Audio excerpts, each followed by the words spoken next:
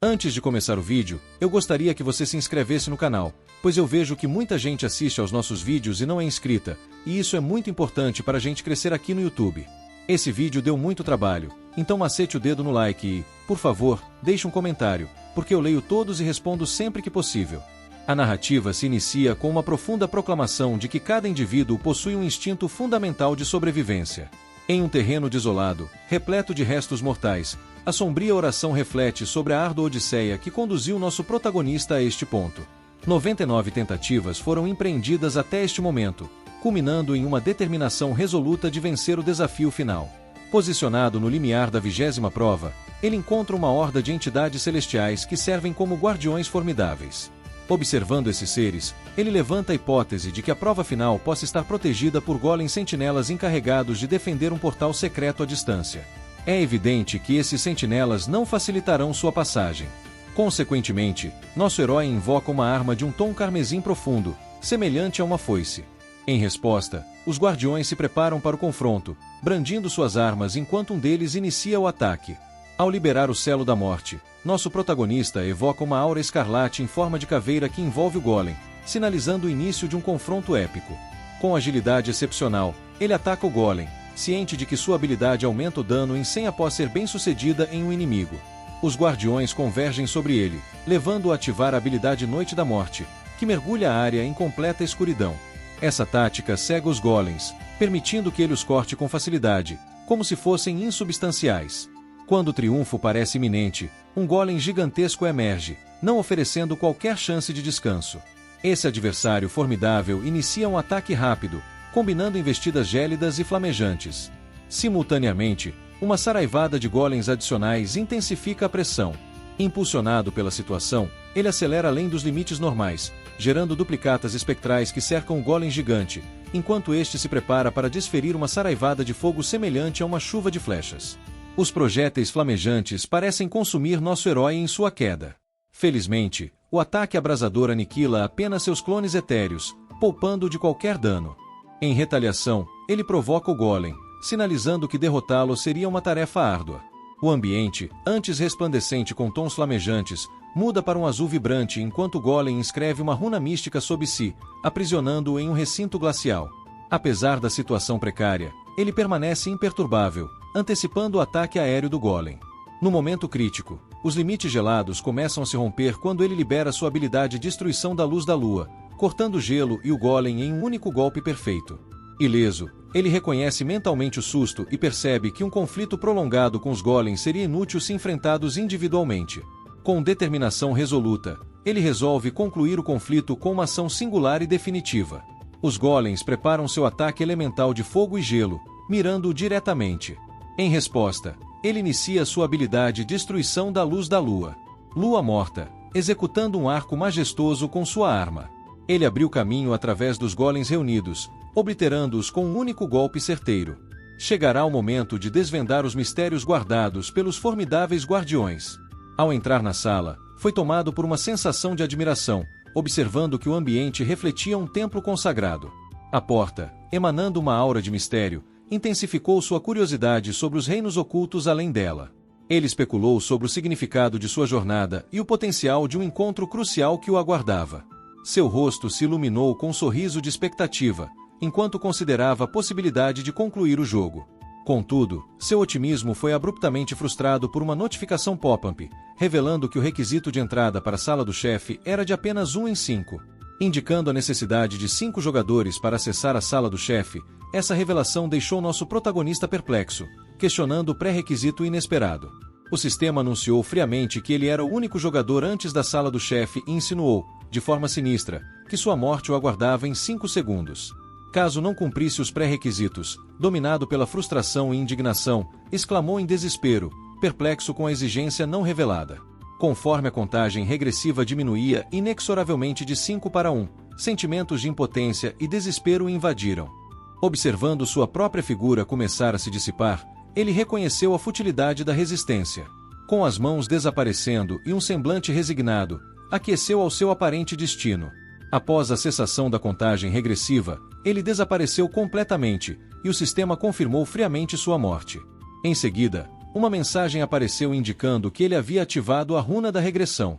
O sistema então revelou sua intenção de reverter o tempo para o momento anterior à rodada inicial e observou que todas as 100 utilizações da runa haviam sido gastas.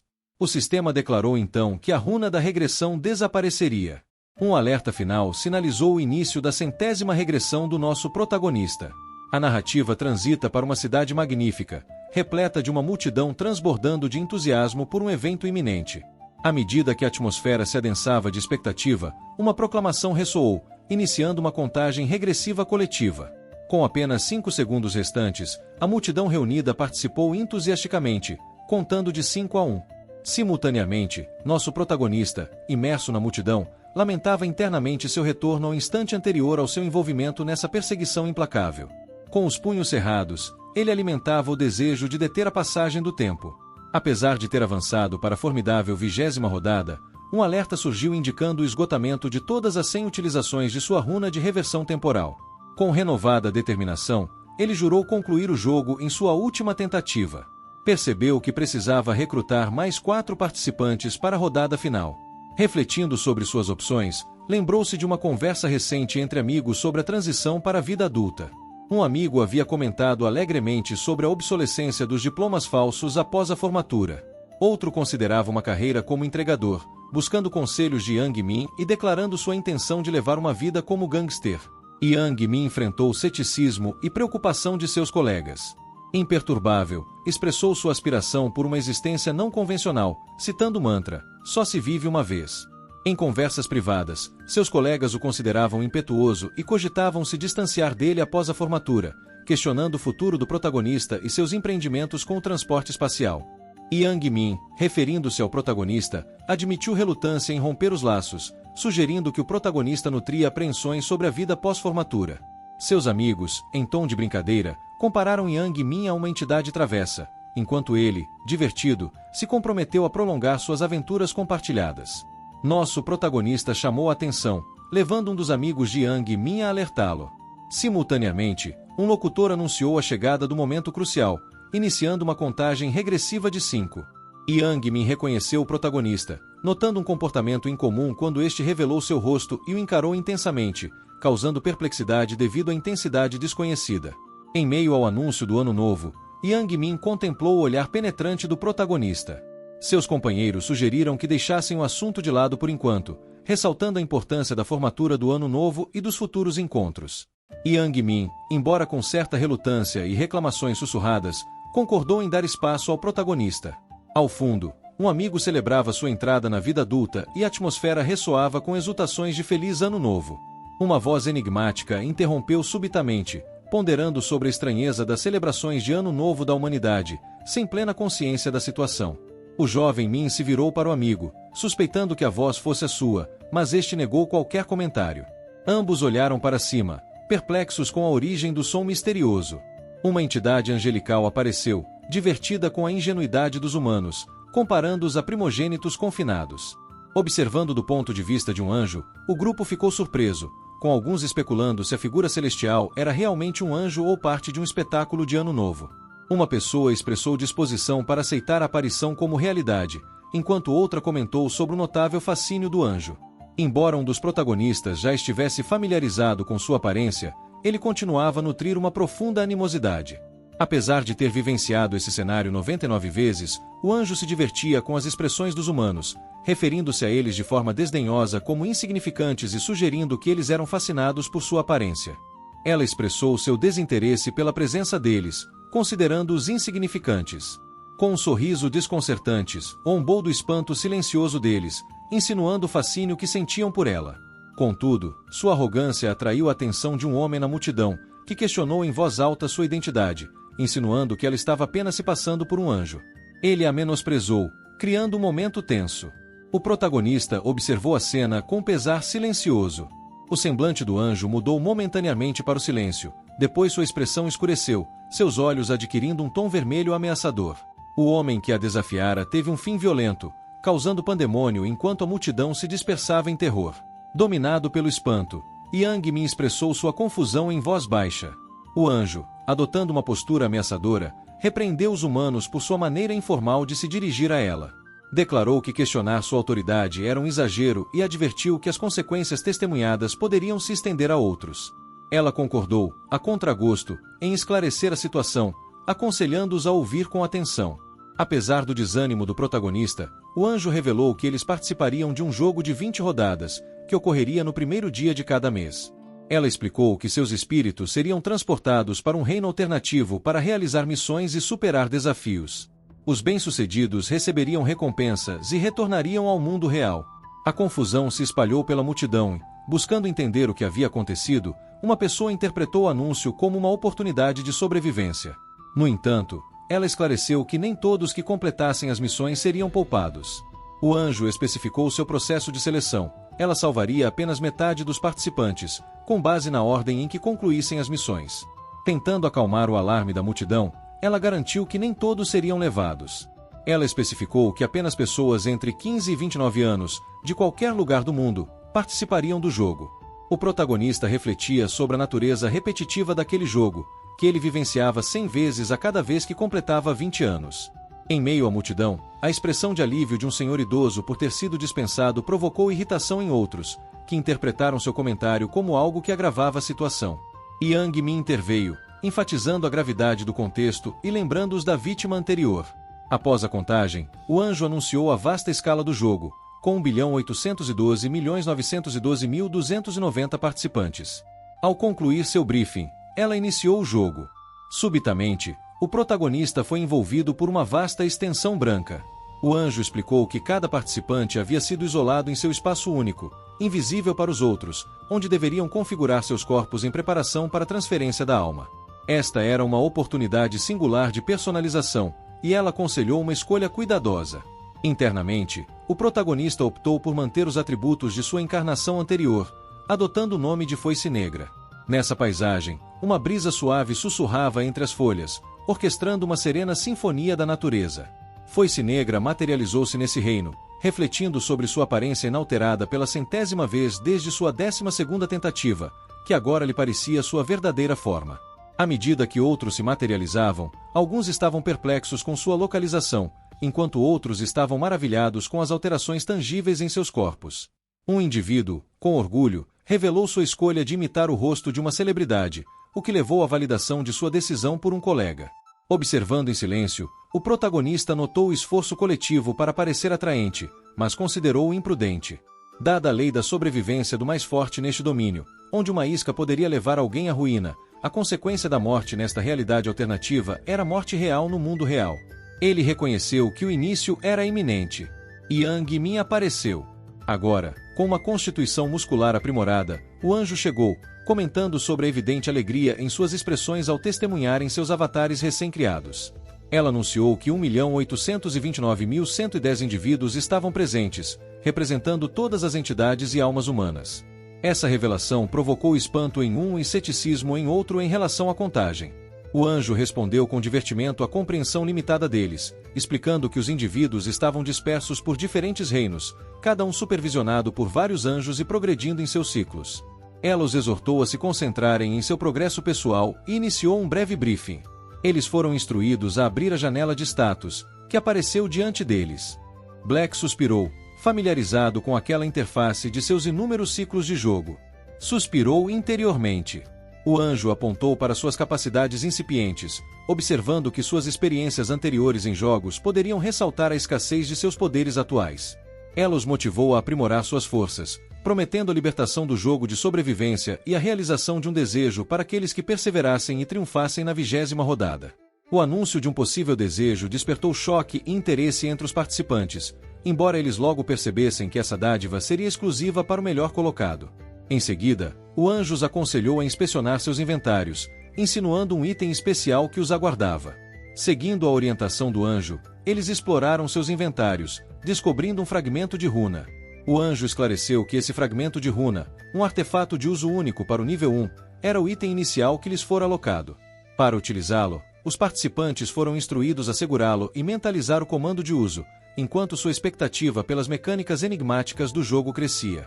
Ao ativar o fragmento da runa, eles observaram sua dissipação gradual, maravilhados.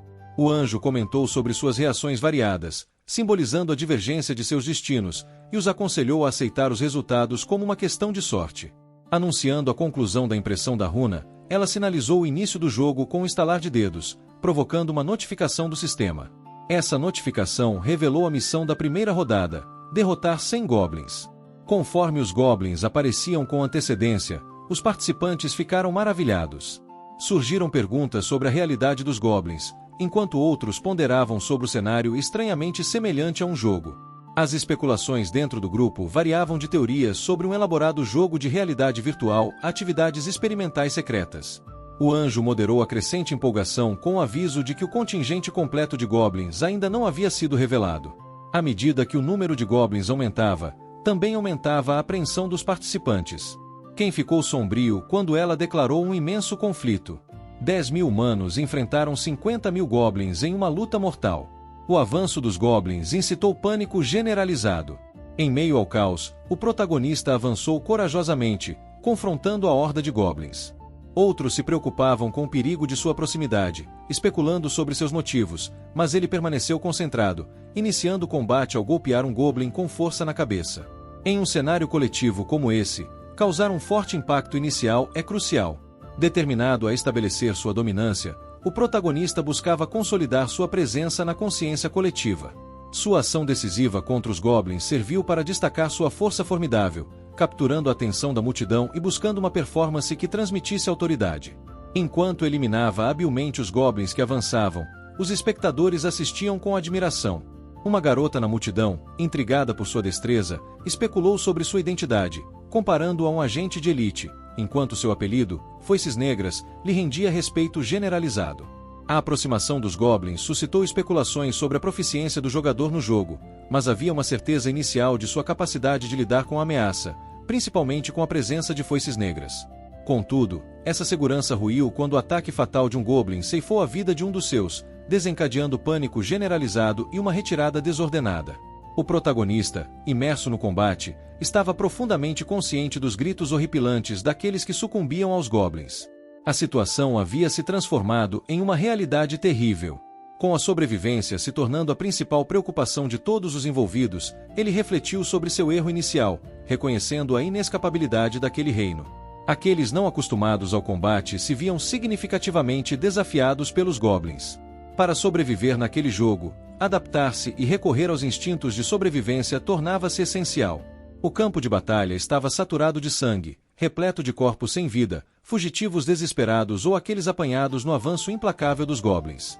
Observando a devastação, a risada de um anjo ecoou, sua diversão evidente no forte contraste entre os goblins de baixa estatura e os humanos, armados apenas com adagas básicas. A atuação do protagonista despertou a curiosidade do anjo, levando-o a monitorar secretamente suas conquistas nas missões. Ela expressou uma insatisfação silenciosa com os dados limitados do sistema sobre os jogadores, mas achou os esforços e a resiliência dos humanos intrigantes. Uma notificação apareceu para o protagonista, reconhecendo seu triunfo sobre um goblin com recompensas de 4 pontos de experiência e 10 moedas de ouro, e anunciando sua promoção de nível. Ele precisava derrotar mais 25 goblins para completar sua missão. Quando um goblin atacou, ele o esquivou habilmente, eliminando com eficiência o enxame que se aproximava. Os goblins eventualmente hesitaram, intimidados pelo formidável guerreiro ensanguentado que aproveitou a pausa para se recuperar. Ele consultou sua janela de status, que exibia seu nome, Hirene, com o pseudônimo Foice Negra, no nível 4 e com classificação de iniciante. Ele ainda não havia escolhido uma classe e todos os seus atributos estavam em 3 pontos. Determinado a priorizar agilidade, ele reconheceu seu papel crucial no aumento da taxa de esquiva, velocidade de ataque e mobilidade. Para ele, agilidade era fundamental nas fases iniciais do jogo. Aproveitando sua velocidade e seus avanços, ele buscou chamar a atenção do anjo e validar sua estratégia. Ele arremessou sua adaga em um goblin, sinalizando aos outros para usarem um ataque. Eles congelaram, permitindo que ele avançasse em direção à sua arma. Em seguida, ele eliminou rapidamente os goblins restantes, acumulando experiência, ouro e subindo mais um nível. Essa façanha marcou a conclusão de sua missão de eliminar 100 goblins, sinalizando o fim da primeira rodada. Ele avaliou internamente a primeira rodada como uma vitória descomplicada, impulsionada por seu foco em caçar os goblins agressivamente para obter a observação do anjo. Embora inicialmente parecesse que seus esforços seriam em vão, Uma notificação logo confirmou sua conquista da classificação mais alta em conclusão de missões em sua zona e, impressionantemente, em todas as zonas. Refletindo sobre essa conquista, ele entendeu a importância de concluir as missões prontamente. Quanto mais rápida a conclusão, maiores as recompensas, com bônus distribuídos até o 3º nível. Por sua primeira colocação em sua zona, ele recebeu o cobiçado cupom de seleção de arma rara de nível baixo. Ele percebeu que a estrutura de recompensas era dividida entre conquistas específicas de cada zona e desempenho geral, com uma caixa de seleção de recompensas especial concedida por sua primeira colocação em todas as zonas. Ao analisar as armas disponíveis como recompensa de zona, ele se sentiu grato por ter adquirido um recurso tão importante logo no início do jogo, optando por escolher o estilete. Após confirmar sua seleção com o sistema, ele guardou sua antiga adaga e armazenou a caixa de seleção de recompensa especial para uso futuro. Refletindo sobre um título único que havia conquistado anteriormente, ele o considerou uma distinção inédita em sua vasta experiência de 99 ciclos de jogo. Ele ativou o orbe e o sistema reconheceu o recebimento da runa da regressão. O sistema pretendia incorporar a runa em seu corpo, mas relatou uma falha no processo de integração, possivelmente devido às ramificações de estabelecer uma nova impressão que poderia facilitar a regressão infinita. Internamente, ele considerou a falha como algo esperado, dada a sugestão de regressão infinita ligada à nova impressão. Posteriormente, o sistema reconheceu a presença dos resquícios da runa em sua alma, confirmando seu status como um jogador com a impressão da 100ª vez, e lhe concedeu o título de último regressor. Surpreso com essa descoberta, ele reconheceu que os títulos neste jogo representam conceitos profundos das runas, com sua importância aumentando em relação à dificuldade de aquisição. Ele observou que quanto mais árduo um título for para ser obtido, mais potente será sua influência, contrastando com a primeira habilidade de sacerdote, que restaurava apenas até 30 pontos de vida. Em comparação, da última vez, o regressor ofereceu uma capacidade completa de restauração da saúde. Com uma expressão de satisfação, ele contemplou a natureza extraordinária de sua recompensa, emblemática dos resultados excepcionais de seus esforços persistentes. Em particular, reconheceu a importância de proteger esse segredo recém-descoberto. Enquanto se espreguiçava, seus pensamentos se voltaram para a conclusão da missão. Ponderando sobre o destino de Yang Min, observou Yang Min de longe, reconhecendo silenciosamente sua sobrevivência. Logo depois, o anjo expressou sua insatisfação com o número decrescente de humanos em comparação com os goblins, pedindo desculpas antes de sugerir uma intensificação da provação. Um participante questionou o que mais diversão implicava e, em resposta, os combatentes mortos e seus restos mortais foram apagados do campo de batalha, deixando os sobreviventes perplexos. À medida que as forças goblins avançavam, uma sensação palpável de pavor tomou conta da atmosfera. O anjo então invocou mais 50.000 goblins, precipitando um conflito horrível. Inicialmente, apenas 1.210 dos 5.143 participantes concluíram a missão com sucesso. Conforme a luta continuava, o número de sobreviventes aumentava gradativamente até chegar a 2019. Durante esse tumulto, o protagonista manteve a calma, observando os outros serem subjugados pela horda de goblins. O número de participantes que concluíram a missão chegou a 3.533. O anjo se deleitava com o caos que se desenrolava e, rapidamente, o total atingiu 5.143. Em seguida, todos os goblins desapareceram, para a perplexidade daqueles que não haviam terminado a missão. O anjo então exibiu a contagem final de conclusões, declarando que metade havia sobrevivido, enquanto o restante enfrentaria a eliminação, seguindo as regras rigorosas do jogo. Os participantes que falharam começaram a desaparecer, para o espanto dos que restaram. O anjo comentou sobre o sucesso dos sobreviventes e concedeu-lhes o privilégio de retornar, elogiando seu triunfo na rodada inaugural. Ela insinuou, de forma lúdica, os desafios da segunda rodada antes de partir. Os resultados da primeira rodada foram exibidos por meio de uma notificação do sistema, mostrando Black City no topo da classificação em todas as zonas, com os competidores idiotas e demônios celestiais logo atrás, todos tendo completado a missão em menos de 20 minutos. Na zona específica do protagonista, Black City estava na frente, seguido por Life Asa Documentary e Black Flame Dragon. O sistema reconheceu a posição geral de Black City, premiando-o com um cupom de seleção de arma rara de nível baixo, uma caixa de recompensa especial e 1.000 de ouro adicionais que seriam adicionados ao seu inventário em breve. Ele também foi informado de que a loja ficaria disponível ao atingir o nível 10. A atenção da multidão se voltou para o protagonista, que internamente reconheceu sua liderança consolidada. O anjo também reconheceu um indivíduo em seu domínio que havia alcançado as classificações mais altas em várias áreas, impressionado com seu desempenho. O anjo voltou sua atenção para Black City, perguntando educadamente sobre a fonte de sua força notável e ponderando a possibilidade de runas especiais.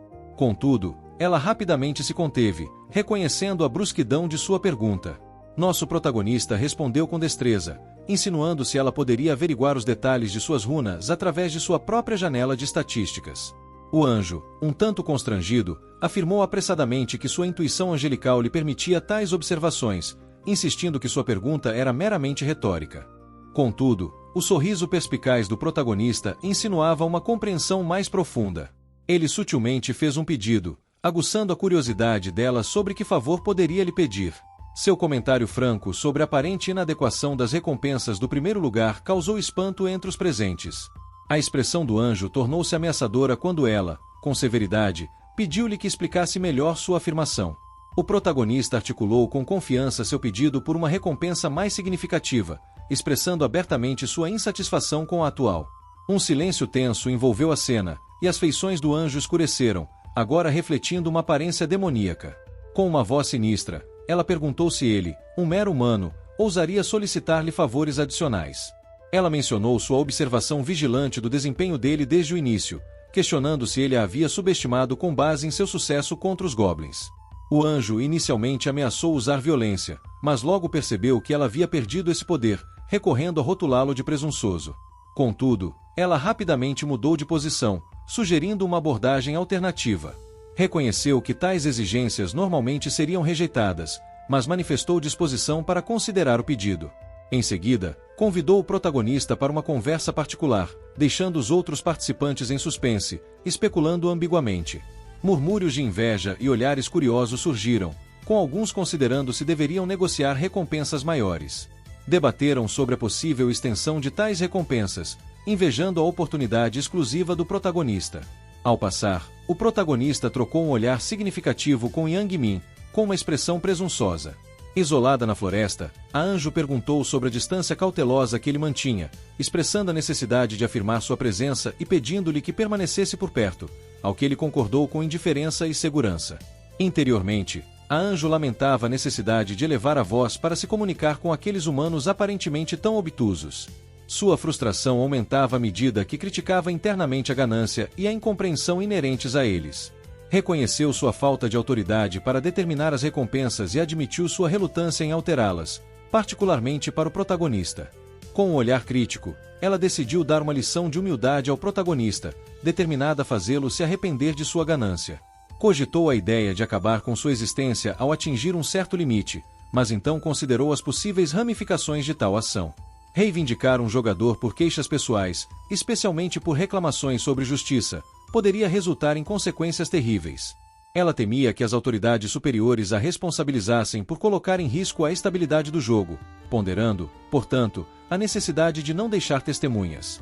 Com um sorriso malicioso, dirigiu-se ao protagonista com desdém, chamando-o de humano tolo e sugerindo que ele deveria ter mantido suas aspirações em segredo. Ao se virar para questioná-lo sobre a recompensa que preferia, foi inesperadamente atingida por um golpe violento do protagonista, ficando atonita e desorientada, agora prostrada no chão com uma dor pulsante. Com um movimento rápido e furioso, ponderou se o protagonista a havia atacado.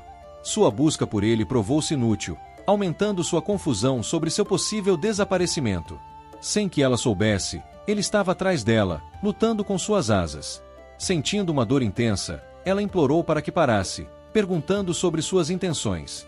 Sua agonia aumentou quando ele arrancou uma de suas asas, comentando zombeteiramente sobre sua reação teatral, e então se preparou para arrancar a segunda. Ele afirmou friamente: seu voo está agora impedido, perguntando com desdém se ela estava com dor. Sua resposta à dor evidente provocou uma risada zombeteira dele. Com um sorriso debochado, ele comentou sobre a pergunta não feita por ela, continuando com sua zombaria alegre. Ela questionou sua sanidade, buscando esclarecimentos sobre suas palavras enigmáticas. Agarrando suas asas, ele alegou que ela possuía uma adaga escondida apontada para sua morte. Com um sorriso irônico diante dessa afirmação, ela se calou, e ele afirmou discernir sua culpa por sua expressão. Ele até a chamou pelo nome, Brielle, causando-lhe perplexidade por ele saber quem ela era. Ele ignorou as perguntas dela. Desembainhando uma adaga, ela questionou suas ações e a necessidade da arma, esquivando-se das perguntas dela. Em seguida, ameaçou usar seus poderes e aniquilá-lo. Contudo, ele apenas sorriu com desdém, afirmando que ela era incapaz de tais feitos. Sua indignação cresceu e ela o advertiu sobre a natureza implacável de seus irmãos celestiais. Ele zombou da ideia, rotulando todos os anjos como egocêntricos e indiferentes ao seu destino. Confusa, ela buscou esclarecimentos, mas ele declarou categoricamente sua morte iminente. Ela implorou, argumentando que isso não lhe traria nenhum benefício, ao que ele retrucou que, de fato, servia aos seus propósitos. Ela o advertiu sobre o remorso futuro e a impossibilidade de retornar para casa. Ele revelou o mecanismo de retorno automático deles, aguçando sua curiosidade sobre seu conhecimento, e ofereceu-se para divulgar qualquer informação em troca de sua vida. Ele recusou a proposta, revelando que já havia obtido informações essenciais através da provação que lhe infligiu. Ele havia descoberto seus costumes, objetivos e o papel dela como mera ferramenta em seu grande plano, servindo apenas como navegadora. Sem hesitar, ele desferiu um golpe letal em seu coração, pondo fim à sua existência. Um alerta surgiu imediatamente, proclamando sua distinção como o primeiro conquistador de um anjo. Esse feito lhe conferiu o ilustre título de primeiro matador de anjos. Internamente, ele reconheceu seu status pioneiro enquanto o sistema declarava sua recompensa, a estimada sequência de matança. Essa sequência única estava destinada a se integrar à sua essência. Refletindo sobre sua 13ª missão, ele reconheceu que essas honrarias eram reservadas exclusivamente ao pioneiro matador de anjos, cada uma tão singular quanto um artefato. O título lhe concedia uma vantagem considerável, dobrando seus atributos contra adversários divinos. A sequência de matança, por sua vez, aumentava seus atributos em 1% até o máximo de valor omitido a cada adversário derrotado. Esse aumento continuava até o final da rodada, proporcionando-lhe uma significativa vantagem estratégica. Em meio a essas reflexões, ele ponderou sobre a reação do ser celestial à sua runa recém-adquirida. Contudo, sua principal motivação para a morte do anjo era o enigmático sangue angelical. Este item excepcional, acessível apenas ao primeiro matador de anjos, concedia a capacidade de avançar para a cobiçada classe de ceifador, a partir do nível 10. Ele explicou que os jogadores normalmente desbloqueavam opções de classe no nível 10, com 30 escolhas diferentes. A mudança de classe geralmente era alcançada por meio de conquistas no jogo ou condições específicas. No entanto, existiam itens especiais que permitiam mudanças de classe únicas. Ele destacou a raridade dos itens de alteração de classe, obtidos por um único indivíduo sob circunstâncias particulares. Dentro do contexto apropriado, essas classes exclusivas fornecidas por tais itens eram superiores, oferecendo não apenas atributos aprimorados, mas também múltiplas oportunidades de mudança de classe e opções únicas, como opções de crânio. Esse sistema era incomparável, com cada elemento meticulosamente otimizado. Apesar de ainda não ter triunfado na rodada final, ele estava determinado em sua ambição de dominar todas as zonas. Seu objetivo principal era avançar rapidamente para o nível 10, desbloqueando assim as intrigantes possibilidades de mudança de classe. O sistema apresentou a ele 3 escolhas atraentes para seu ataque subsequente, um bônus triplo de experiência exclusivo da segunda rodada, uma recompensa significativa de 2.000 de ouro ou informações cruciais sobre a próxima rodada. Diante de uma decisão crucial, ele escolheu o bônus de experiência sem hesitar. O sistema confirmou imediatamente que esse bônus seria aplicado automaticamente ao entrar na segunda rodada. Ele estava plenamente consciente do que estava em jogo, reconhecendo aquilo como uma oportunidade potencialmente crucial para fortalecer-se. Pouco depois, uma notificação marcou o fim da primeira rodada, revelando que todos os 900.514.645 sobreviventes retornariam em breve às suas formas físicas na Terra. A confusão reinava enquanto os indivíduos tentavam assimilar a realidade de suas experiências, muitos se perguntando se outros haviam compartilhado essa provação extraordinária. Ele observou o horário em seu dispositivo móvel, que indicava 5h20, simbolizando a duração de sua jornada extraordinária. Seus companheiros despertaram, relatando desconforto com dores de cabeça e musculares, e um colega perguntou se ele também havia perdido a consciência, ao que ele confirmou que todos os presentes haviam compartilhado a experiência. O diálogo entre eles explorou os eventos peculiares e oníricos que haviam vivenciado, confirmando que estes eram mais do que meros devaneios. Ao relatarem os encontros com os goblins e a rodada inicial, perceberam a obrigação de se reunirem novamente em 1º de fevereiro para a próxima etapa dessa misteriosa aventura. De repente, ele notou uma pessoa inconsciente por perto e tentou, sem sucesso, acordá-la. O camarada constatou a ausência de pulso e respiração, o que levou à triste declaração do falecimento do indivíduo. Isso gerou especulações sobre as consequências letais do jogo, sugerindo que apenas uma pequena parcela havia sobrevivido. Em meio a essa turbulência, ele foi tomado por uma onda de sentimentos intensos, sua reação sintetizada pelo sentimento: "Isso é incrível." A introspecção de Yang Min o levou à noção de que os desafios da vida são universais, independentemente da história pessoal, e ele ponderou sobre a futilidade de lamentar as injustiças da vida. Apenas o desespero de um amigo por experiências de vida não realizadas. Outro companheiro ofereceu consolo, reconhecendo suas adversidades compartilhadas e afirmando que, mesmo diante da mortalidade, eles não considerariam suas mortes injustas, embora aspirações permanecessem não realizadas entre eles. A ausência do protagonista, visto pela última vez antes de recuperar a consciência, chamou a atenção de Yang Min, levando-o a especular sobre a possibilidade de o protagonista ter falhado na rodada inicial. Considerando as derrotas anteriores, seu foco se voltou para um indivíduo adornado com uma armadura peculiar, despertando sua curiosidade sobre a origem de uma vestimenta tão distinta. Essa observação levou Yang Min a acessar sua janela de status para obter mais informações. Para sua surpresa, a janela de status de Yang Min se abriu, levando seus colegas a verificarem as suas próprias, supondo que essas interfaces eram visíveis apenas para o usuário individual. Eles ponderaram sobre a aplicabilidade de seus atributos e posses do jogo no mundo real.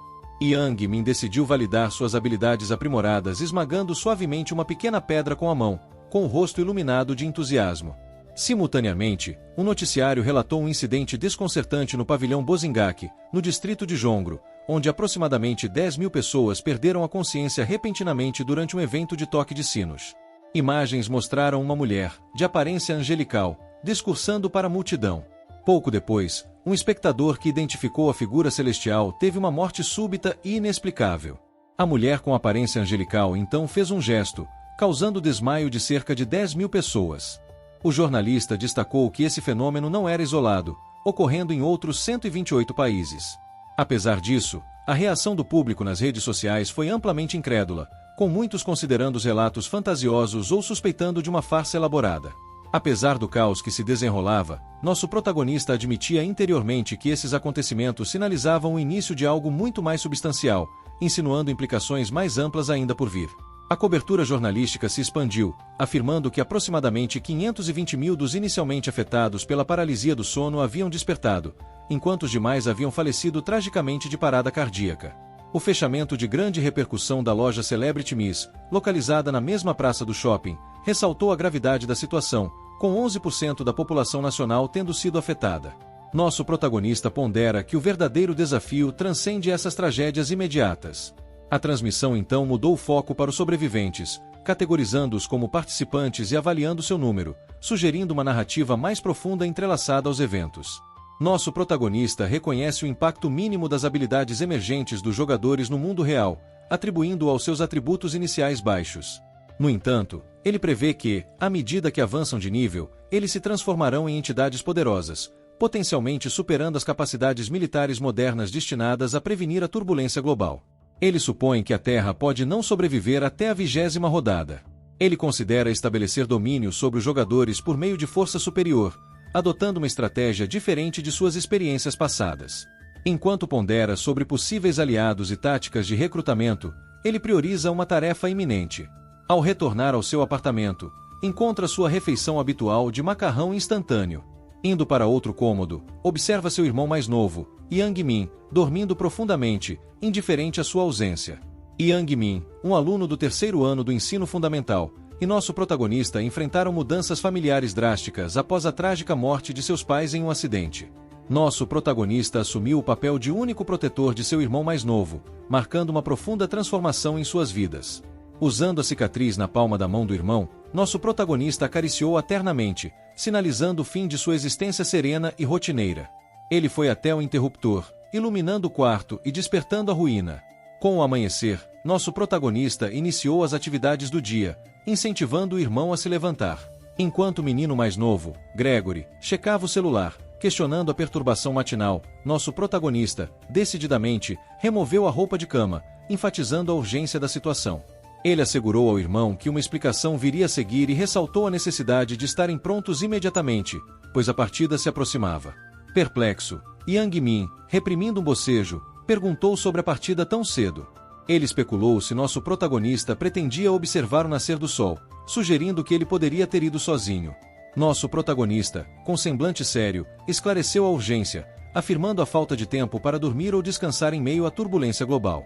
Yang Min, intrigado, lembrou-se do plano de nosso protagonista de comparecer à cerimônia de Ano Novo, questionando a gravidade da situação. Nosso protagonista, virando-se, assegurou-lhe que tudo seria explicado no caminho, enfatizando a necessidade de partirem imediatamente. Em seguida, os irmãos seguiram em silêncio pela rua, com Yang Min refletindo sobre a situação e notando a expressão sombria do nosso protagonista. Percebendo a confusão do irmão, Yang Min comentou sobre a falta de conhecimento a respeito do estado atual do mundo. Preocupado, Yang Min disse ao irmão que se sentia alarmado e buscava esclarecimentos sobre os eventos ocorridos durante seu sono. Sem olhar para trás, Yang Min sugeriu que ele consultasse os assuntos mais comentados online. Imediatamente, Yang Min pegou seu smartphone e acessou as últimas notícias, parando, surpreso, para questionar seu significado. Enquanto continuavam sua jornada, Yang Min explicou que um anjo havia se manifestado, transportando indivíduos para um reino alternativo, transformando a noção de abdução em transferência de alma. Cético quanto aos eventos que se desenrolavam, Yang Min perguntou se seu irmão também estava envolvido nessa ocorrência extraordinária. Confirmando seu envolvimento, o irmão mais velho revelou, com evidente preocupação, que sua sobrevivência dependia de derrotar 100 goblins. Yang Min apressou-se a chegar ao nosso protagonista, perguntando sobre o seu bem-estar. Nosso protagonista, encarando seu irmão, aconselhou-o a não se preocupar. Yang Min, comovido, expressou sua profunda apreensão, destacando a recente perda de seus pais e o papel vital que nosso protagonista desempenhou em sua vida. Ele reconheceu a força de nosso protagonista, mas diferenciou entre resiliência mental e o ato físico de derrotar inúmeros inimigos, reconhecendo suas vulnerabilidades. Nosso protagonista, oferecendo um sorriso afetuoso, tranquilizou seu irmão, compreendendo suas preocupações. Ele revelou que, na dimensão alternativa, existia um sistema de caracterização semelhante a um jogo, tornando a força física menos crucial.